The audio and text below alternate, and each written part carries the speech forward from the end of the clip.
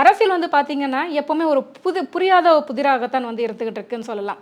ஒரு எக்ஸாம்பிள் சொல்றேனே.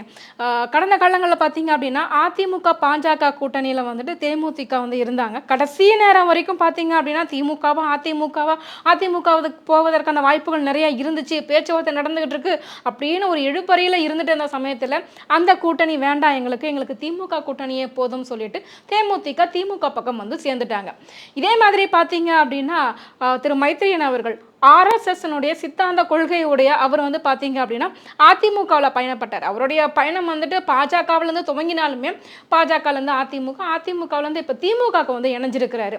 இன்னொரு பக்கமும் பார்த்தீங்க அப்படின்னா முன்னாள் முதலமைச்சர் திரு ஓபிஎஸ் அவர்கள் அதிமுகவில் இருந்த ஒரு முன்னாள் முதலமைச்சர் வந்துட்டு திமுகவில் வந்து இணைஞ்சிருக்கிறாங்க. கிட்டத்தட்ட எளியும் பூனையுமான ஒரு கட்சியில் இருந்துட்டு இங்கே வந்து இணைஞ்சிருக்கிறார் திரு ஓபிஎஸ் அவர்கள்.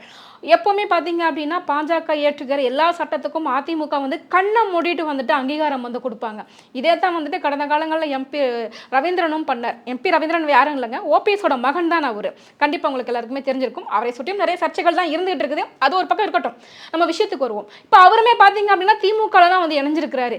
இப்படி அதிமுகவிலிருந்து திமுகவுக்கு வந்தவர்கள், பாஜகவிலிருந்து இங்கே கூட்டணிக்கு வந்தவர்கள்லாம் பார்த்தீங்க அப்படின்னா ராஜபோகமான ஒரு வாழ்க்கையை வந்து வாழ்ந்துட்டு இருக்காங்க. வந்தாரை வாழ வைக்கும் திமுக அப்படிங்கிற பேர் எடுத்துக்கிட்டு இருக்குது. ஆனால் கூட்டணிக்குள்ளே இருக்கக்கூடிய திருமாவளவன் ஐயா இருக்கட்டும், இல்லை வேல்முருகன் ஆகட்டும், எனக்கு இன்னும் ஒரு எக்ஸ்ட்ரா ஒரு சீட்டு கொடுங்களேன், எனக்கு இன்னும் ஒரு அங்கீகாரம் கொடுங்களேன் அப்படின்னு கெஞ்சக்கூடிய நிலைமையில தான் இருக்கிறாங்க.